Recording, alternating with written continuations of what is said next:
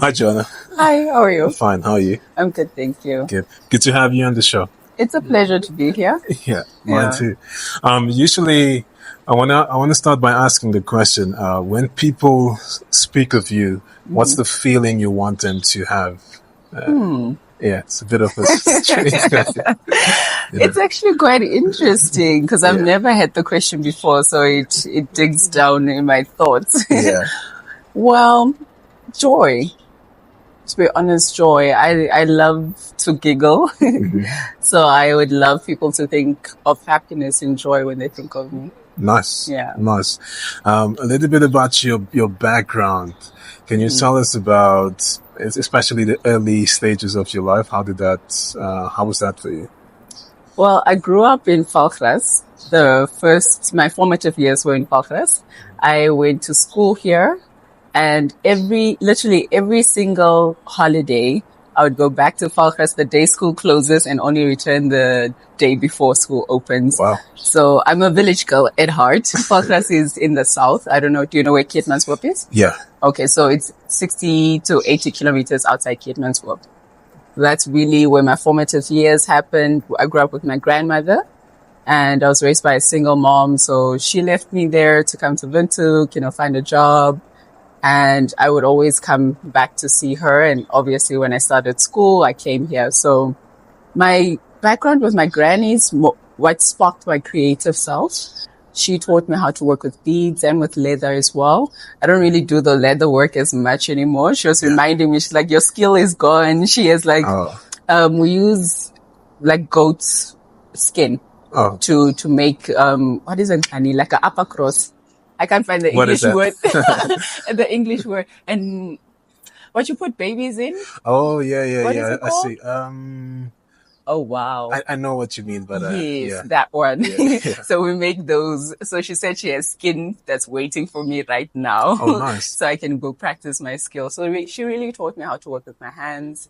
And my mother is very disciplined and serious. So that part of me was really nurtured by her. But otherwise, I was a tomboy growing up. Okay. And I got the love for pageantry and modeling mostly from my aunt, because she was a model at the time and I just admired her a lot. I used to copy her. Oh, wow. Nice. Yeah. Nice. So I can see from a very early stage how sort of like what you're doing now has sort of been shaped, Absolutely. And, especially for the creative side of things. I mean, how would you describe what you do creatively? Wow. I do a lot. So as an accessory designer, I work with beads mostly and any other recycled materials I find. I started creating earrings from repurposed earrings, things that I don't like anymore. I would recreate them or revamp them. And then my granny obviously taught me how to do different patterns with beads. So that's my hands. That's what I do with my hands. Yeah. As for the modeling, that's a bit straightforward. I practiced my craft over the years. I think it's my 10th year this year. I keep getting my counts wrong. I don't know if it's the 10th year or the 9th year, but I started with runway modeling. It's really my first love.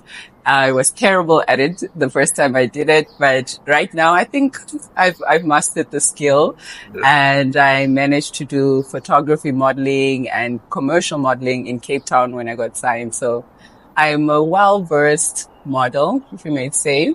I love styling as well, one of my first loves, but I don't call myself that in the industry yet, because I just do it with my family most of the time. I'm the family stylist. Yeah.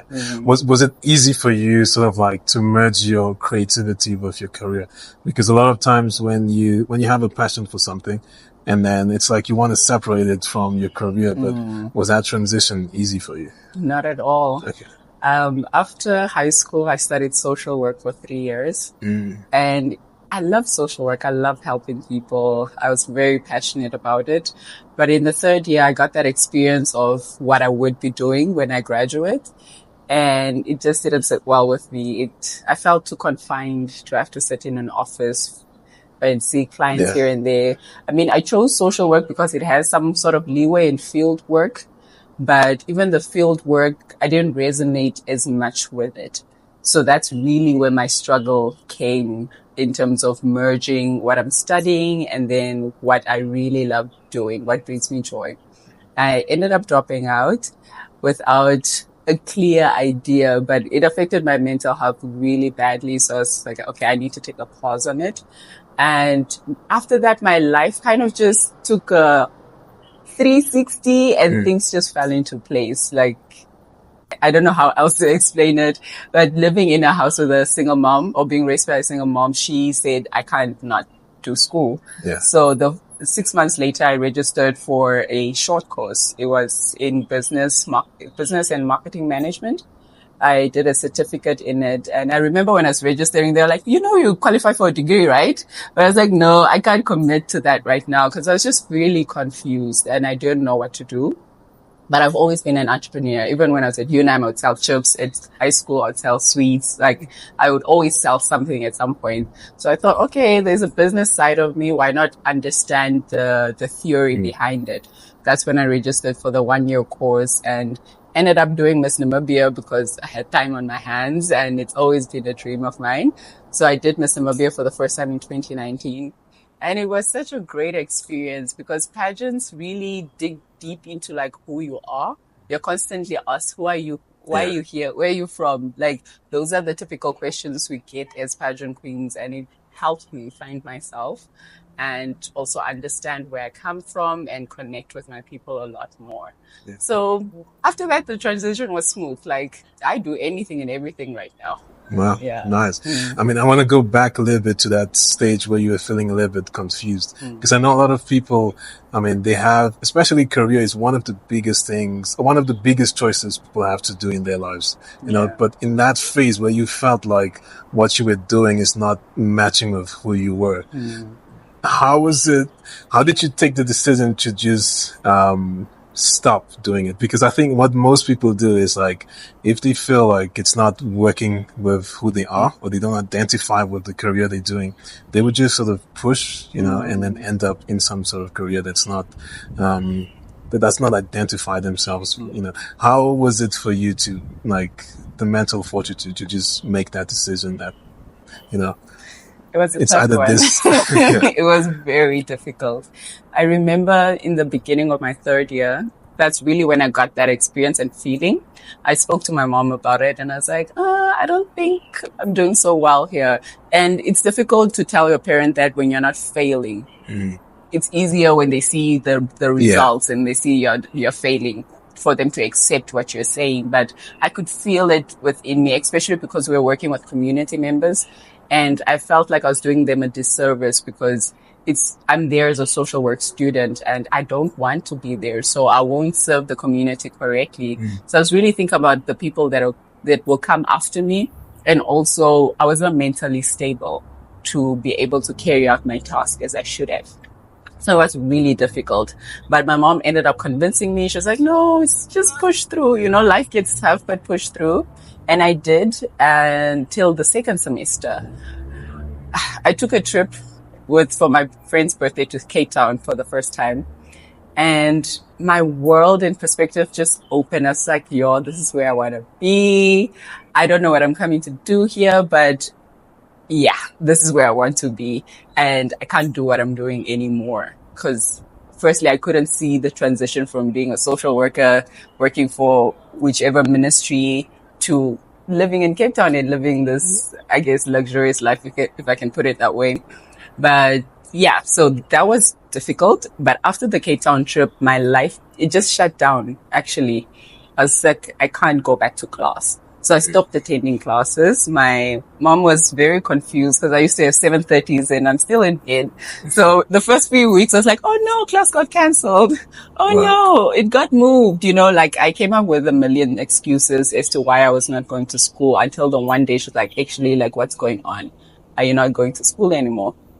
And it was a very difficult decision. Like, I cried day and night. Like, it was terrible, terrible experience, especially because I didn't know what to tell my mom. I didn't have a plan B at the time, but I just knew I was done with that part of my life. So as hard as it was, I just made the decision and I stuck to it. And 2 months later, I'm at home. I'm just like, I don't know what to do. I'm the dropout now. That didn't sit well with me as well. So I started working as a waitress at Kramer's. It used to be like around the corner here. Yeah. Okay. Yeah. So I started I started as a cleaner. That's the only job they had to offer. It's like, okay, I'm a dropout. Might as well go wash some dishes just to build character. Cause I understood now I'm basically in the world, because school gave you structure. Immediately after high school, I went to UNAM, and then now, boom, I'm out. So luckily, the owner could see like I had more to offer. So he just, I guess, promoted me to a waitress, I can say. And when I started interacting with the clients, of course, I love working with people. So that was very easy for me. And I used to wear the earrings I made for myself. And that's how my business got formed, because people would want to buy it from me. So I was like, okay, here's a market. So while I was working as a waitress, I would start making earrings and sell to the customers who would come to Kramer's. And I was scouted by a mentor to do Miss Namibia while I was working there, because my energy was up again. I was posting a lot. So my social media was really active. So when my mentor scouted me, it's like, let's do Miss Namibia. I was like, sure, I have the time. And I was saving up also. Initially, my plan was to go to Cape Town, remember? So I was saving up with that money to go to Cape Town, but it was taking a bit too long. And then the Miss Namibia thing kind of, preempted. So I was like, okay, let me spend or invest in this, because that's always been a dream as well. And thankfully, honestly, it was a miracle. I had written a list of agencies I wanted to visit or work for in Cape Town. And the final week of my Miss Namibia journey, an agency, the specific one, I said, this is the ideal one, that one DM'd me. Wow. And then 2 months later, I moved to Cape Town under contract. Wow. I think really when you start to understand that you have one life to live, or when I started understanding I have one life to live and I have to live it for me, and just, make the mistakes. Because either way, even when I did move to Cape Town, it's not like I did not have challenges. I just understood that I choose what type of challenges I want to have now moving forward. So it's tough, but life is tough. Wow. Well, that's a very, I mean, it just shows like how decisions can shape your life, in a whole completely different way. Because it's like, I see most people, when they have a career choice, they stick to it. And it's like that decision that you've made is what's going to happen to you in the future, But it can be a little bit difficult. It's usually the ones who really want what they want, and their story as to how they get to that point. Sometimes it has to go through a lot of difficult things, and it's just that fortitude of staying that course, up until that time. Absolutely. For the pageantry, how was that? How was the sequencing of events in that thing? Well, the first time I entered, like I said, the mentor contacted me. We started training for the pageant before I entered. So I came from a runway background where I felt like a Vogue model, and I'm like a serious person. I never used to smile.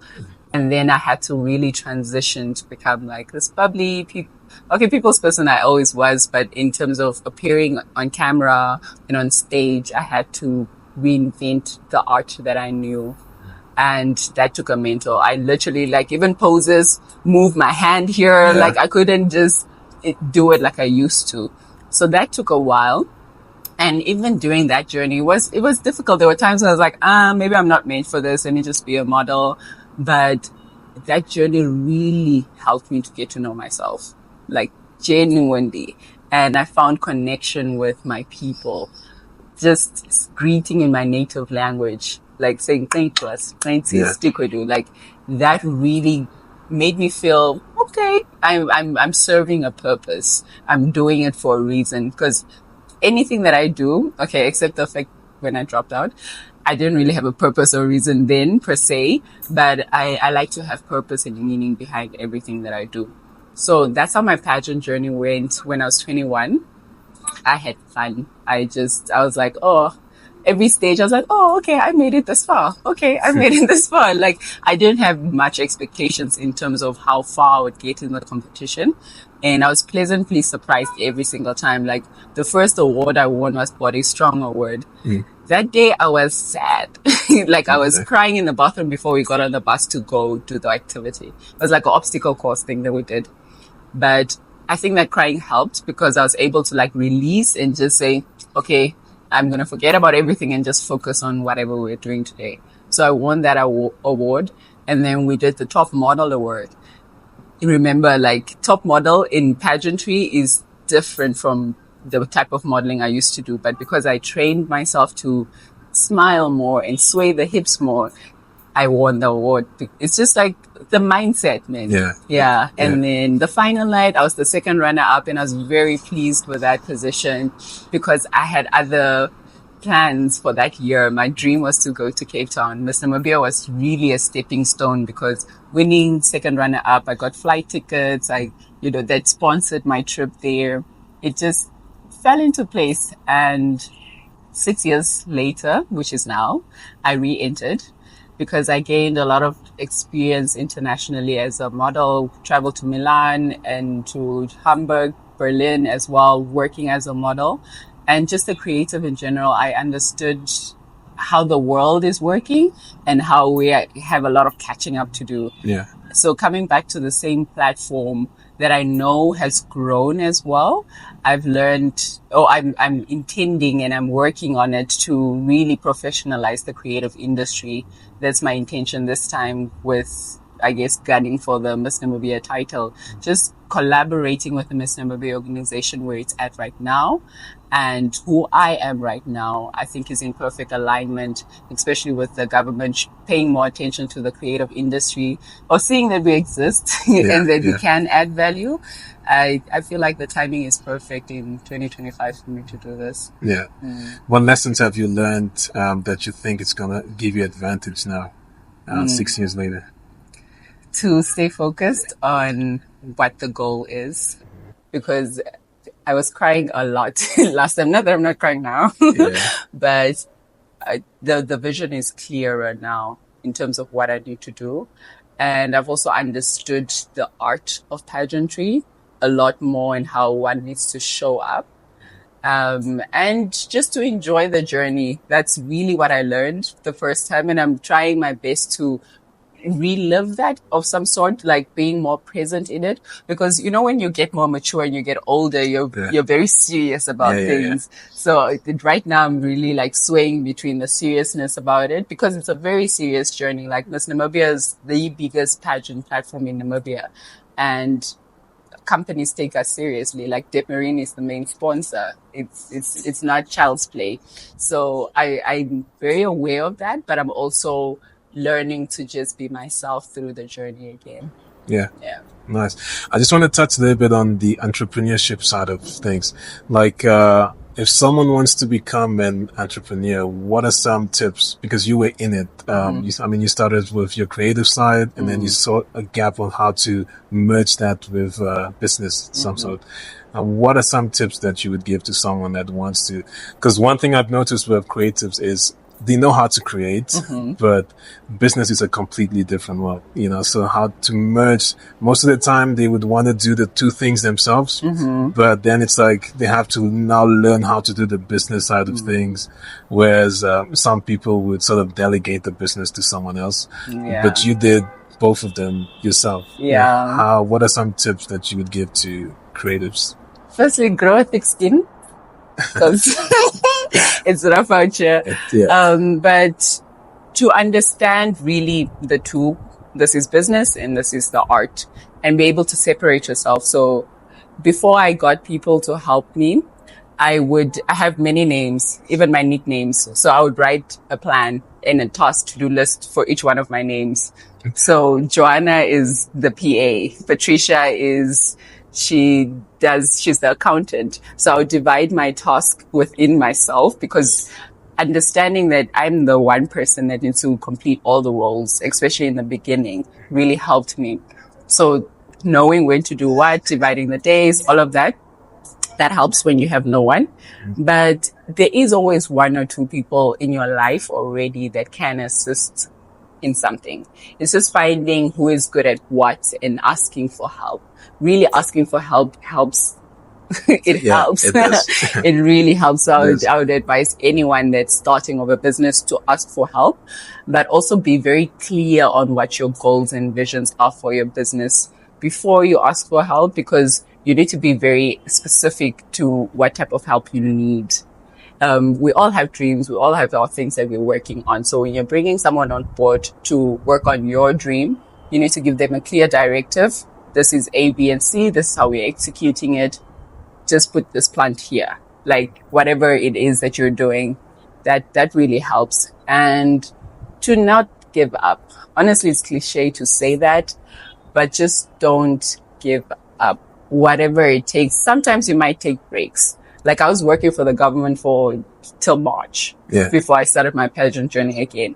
Sometimes you have to take breaks, go into corporate a bit, build new networks. It's amazing. Now I know people in government. I know people in parliament, which makes my Miss Namibia journey easier because I can connect with these people and actually be a part of real influential decisions, because now I'm seen as an industry expert. So network is one of the most critical things one can do as an entrepreneur. Attend the events, no matter how mundane it is. And you don't need to talk to everyone at an event. I choose 1 or 2 people and I really connect with those people at that event. You don't always need to be in the same field. You never know when you'll meet who where. Because Namibia is very small. Like us sitting here today, like we met now, but it's because I spoke at another event. I met someone there and she connected us. So you just never know where meeting someone and being kind or just telling your story. I can't believe I didn't say that one first. Really sharing your story helps. Because then people can also find, oh yeah, who also does this, or who can do this or help you here. Telling your story, who you are, just being yourself in different spaces helps you grow as an entrepreneur, because you're building a community. You're not only building clients, you're building partners, potential investors. So it's good to tell your story so people know how you relate. Yeah. And collaborate. Last one. Collaborate. I can't stress that enough. Collaborate with people in different fields within your industry. I like to tell your story. It feels like that would be like a first step that you have to get right, because they made a study where they would sell some stuff on Etsy and those websites, and if they just put the thing alone by itself, I mean, people just like walk past it. But when they put a story like this comes from da da da da da da, and then people find more interest in it. It's more like the story makes or gives perspective to the person or the thing that you're selling. But I think one of the most problems people have when they're starting out, it's like finding customers or people to buy. Like, what strategy do you have? Like, if you were like a creative, like knitting, for example, what's the next step? I mean, you have the thing, you have the skill, you have the product maybe. Now, what's the next step as to, like, how do you sell your stuff? Collaborations help with that, because you tap into another creative's clientele as well. And then again, telling your story. Let the people know you're the guy that sells water. Like wherever you go, oh yeah, that's fresh water. I make water too. Okay, you don't make water, but I guess you purify water, whatever it is. Letting people know what you do in every room you step. Like, I watch Pop the Balloon. Random show. Yeah, I know. It's a very famous show. Yeah, very famous show. But there was one guy, it's James from James Gourmet Pie. I even remember that. Every time someone would come, every time you have to introduce yourself, you'd say, I'm James from James Gourmet Pie. Yeah. So be that person. I name all my products or ventures in my ethnic language. Like my accessory business is Nukwa Accessories. If people are like, huh? What are you saying?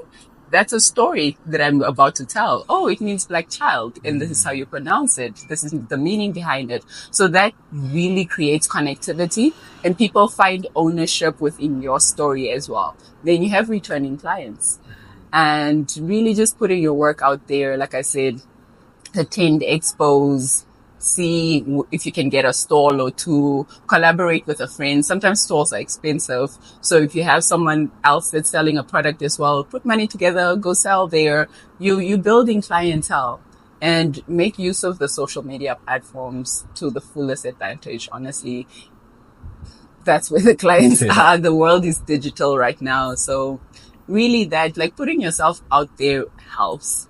And before you even start all of these things and collaborate and all of that, you need to know why you're starting. And that why will really carry you through every phase of your business.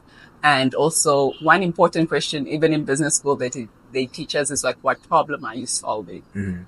With my accessories, I'm not solving a problem of I want to accessorize everyone. I'm teaching the world about Namibian languages and Namibian culture. That's why every piece is named in an ethnic language. So that story behind it makes people connect to it more. It's like, oh, I'm worried. Okay, today I'm not worried. My earrings. Regretfully, usually I do, especially if I didn't know it will be on camera.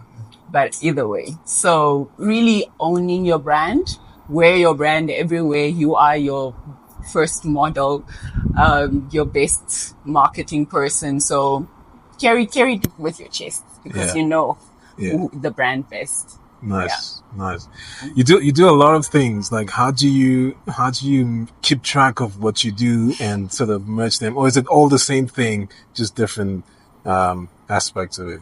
It feels like it's the same thing. It is the same thing. Like, they all branch out. And like I said earlier, I have many names. So I just assign a name to each part of whatever I do. And I have seasons. When I'm focusing on something. Like right now, I'm focusing on my pageantry. But in it, I still do my accessories. I still have clients. So I'm around a lot of women, fellow contestants and things. I make sure they know I make accessories. I'm the plug, I make earrings and rings and things. So every space you get into, you need to not forget the other parts of yourself. Like you always play a different role in different settings, but know yourself fully. So you know when you need to bring out the dancer, the singer, just make sure I make sure I expose people to as many parts of me as I can when I'm in a certain setting, so they can remember me when, that part of me applies somewhere else. Yeah. If that makes sense. Yeah. Because I do a lot. I can't even keep up. That's why I call myself a creative entrepreneur now. It's easier. Yeah. Yeah. I think that's the one thing with creatives. It's like, you just want to create things, you can't stop. It's just like a obsession to create as much stuff as you want to. Yeah. Well, it's nice. Yeah, it is. I was going to ask you if you have any hobbies, but it feels like, I've noticed, especially if you do creative work, it feels like the creative, the hobby, the work is all one thing. It's not that separation like most people do. Like you would have a career is completely something else, and then you have another thing here. But do you feel like your career, your passion, your hobbies are just one thing? You don't know what you just did for me with that question. Because the other day, pageants, I said we get asked a lot of questions. So what is your hobby is one of the questions. And I was scratching my head. I'm like, I don't know. Do I have hobbies? Yeah. So that makes sense. I'll just say exactly what you said. Next time I'm asked that question. Because I have, there are certain parts of my creativity that I absolutely enjoy and it feels like fun. There are parts that I dread when I have to sit late night and pick up small beads for hours. I dread. It feels like work sometimes, but it's seeing the end product and it's like, oh wow, I created that, So it's really a mismatch of everything. Yeah. Like it's, my hobby is my life. Living is my hobby. Nice. I like that. Is this something that I know a lot of people, they sort of have, like a past young self, mistakes that you've made, or maybe lessons you've learned. Is there something that you would like to tell to someone that's in your shoes, but maybe a little bit younger? It's kind of like you're talking to yourself, your previous self. What advice would you give to them?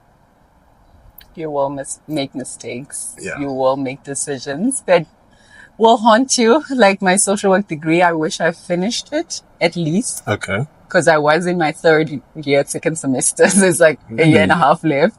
So I really wish I was able to push myself to finish it. But at the end of the day, there are things that I learned from that journey that I still use to this day. So understanding that even when you do make mistakes, it's a lesson that you've learned, and it's something that you don't have a choice, but you carry for the rest of your life. So just finding the positives in it. I still speak to my social work classmates. I call them as experts now when I need, because I give mentorship as well. So when my clients need extra mentorship or professional help, I can call their numbers any day. So really just understanding that like life will always life, and life is full of ups and downs. And once you get used to the fact that it's not always going to be a high or it's not always going to be a low, that it plateaus, and understanding your emotions and how you react to it. Journaling really helps. Just understanding yourself as a human being, what triggers you. And if you're female, your hormones really I think even for males, I just don't understand them, but yeah. Understanding that our hormones play a big part in how we operate in life and how we feel about certain things at a time.